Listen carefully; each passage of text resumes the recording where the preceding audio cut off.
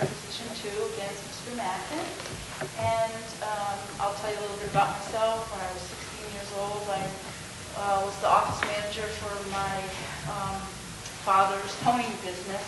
That's kind of like where I learned the ins and outs of running a family business. We had a simple double entry system that accounted for all the money going in and accounted for all the money going out. I learned basic principles like you don't spend money you don't have, you give good service to your customers, and you pay your employees an honest day wage for an honest day's work.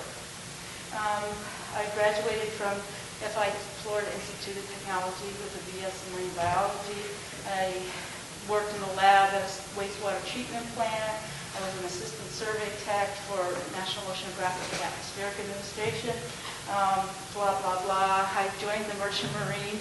I started out working in the engine room and ended up 2.5 years later steering 800-foot tankers through the Panama Canal as an able-bodied seaman. In 1981, I bought a piece of property, little shack in Williams, and I quit going to sea in '82, and I've been here ever since. And I've been looking or observing our local government, and it seems like the average citizen, the average property owner in Josephine County is not being adequately represented. Time and time again, we vote on things, and time again, it comes back to us in another levy or a taxing district. Gone are the days when I think the people of Josephine County will vote for property tax increases, special levies, taxing districts, or a sales tax. What the electorate knows and our elected officials have yet to learn is Josephine County cannot be taxed into prosperity.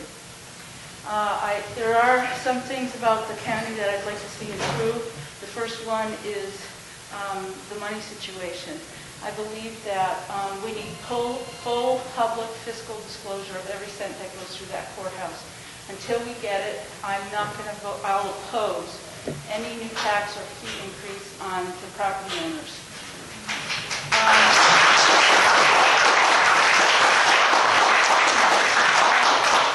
Second thing, we need more transparency in government. The day-to-day nonsense that goes on, I think, can be stopped by videotaping the meetings in the conference room, that the commissioners have. Much of the decisions are made long before the weekly business session. They're held in those conference rooms, and I think a lot of the bickering and the politicking and everything will go out the window if people know that they're being watched. If elected, I hope to televise all those public meetings. I think it would do a lot to bring back integrity to those who are running our county. And I just want to say also that I adamantly oppose the establishment of a county manager or administrator, as they're calling it now. What this does is a manager is appointed by the commissioners rather than elected by the people. This moves direct control of local government one step further away from voters. A manager serves at the will of the commissioners and not at the will of the electorate.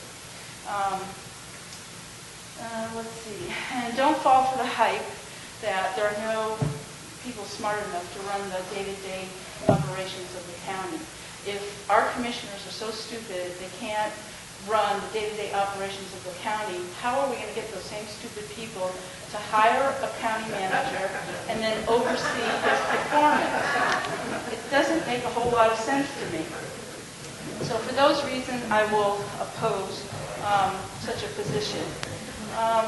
All I can say is if you think that we need transparency and accountability in a smaller government, please consider voting for me in November for County Commissioner position 2. Thank you. If you think a county manager, an administrative form of government is better, just look at the city. The city has an administrative form of government, and in my opinion, they're not run any better than the county. In fact, I think it's run worse. Well, lots of people that have addressed the same question. This is the governor's report, a task force that the governor implemented in order to tell people, how to get out of, this predicament that we're in. All the 36 counties in Oregon. They made 54 recommendations, and they said a lot of fine things. They say, we conclude that there are no immediate solution. There's no one immediate solution to this crisis. Multiple responses will be needed at all levels of government, county, state, and federal. Well, that's kind of nice. And in the report, it also says there are only two options for counties to deal with the loss of SRS, these payments in the immediate future: either cut county budgets and services or increase county revenues from county taxpayers. Well, this whole book primarily deals with the second part. How are we going to get more money from the taxpayers?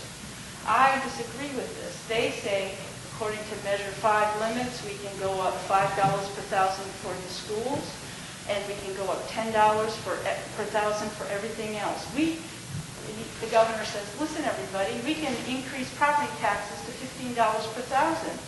Okay, you counties, you go and get your money. Well, I oppose that. I mean, in an economy today, we cannot do this. We cannot tax the people into prosperity.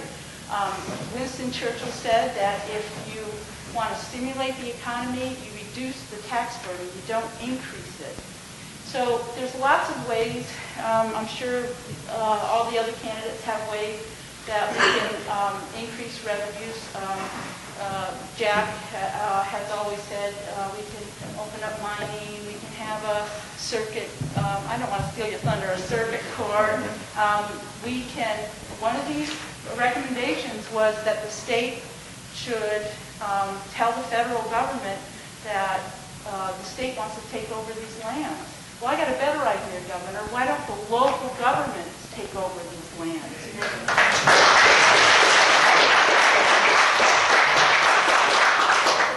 And I'll just be real brief. One thing that I think can be a win-win situation for us and the federal government. Okay, federal government doesn't have enough money to pay us $12–15 million a year.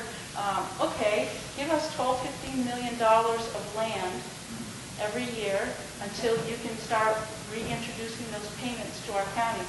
And we'll do what we want with them. We'll log and manage that timber reasonably, responsibly. So I'll let the other guys talk.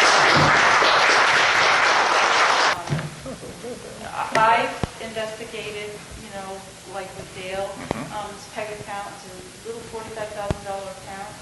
And the Citizens Financial Review Committee came up with recommendations that they should put money back into it that they took out, that it was dedicated money just for the PEG account, and they took it out. They spent $20,000 to move the ambassador. This was supposed to be for public education and government access television. This is what's taken from cable subscriber subscriptions. Every month you pay a franchise and a PEG fee. And they can do what they want with the franchise fee, but the PEG fee is dedicated money. They also, like Dale says, sold us equipment for public education, and they gave us used equipment, and they charged the county more than what they paid for it. The Citizens Financial Review Committee made 2 reports about the PEG account. They made 2 recommendations. The first was to turn the evidence over to our DA for investigation of fraud, and then they said, well, no, because it happened at RCC, let's turn all this evidence over to state police. What did our commissioners do about it? Absolutely nothing. And these, in my opinion, this contractor defrauded the county, and our elected officials did nothing about it. When Mr. Mackin says that there's going to be disaster July 1st, well, the sun will shine July 1st. Very little of your, means, your lifestyle is going to be affected. What's going to be affected July 1st is the courthouse crowd.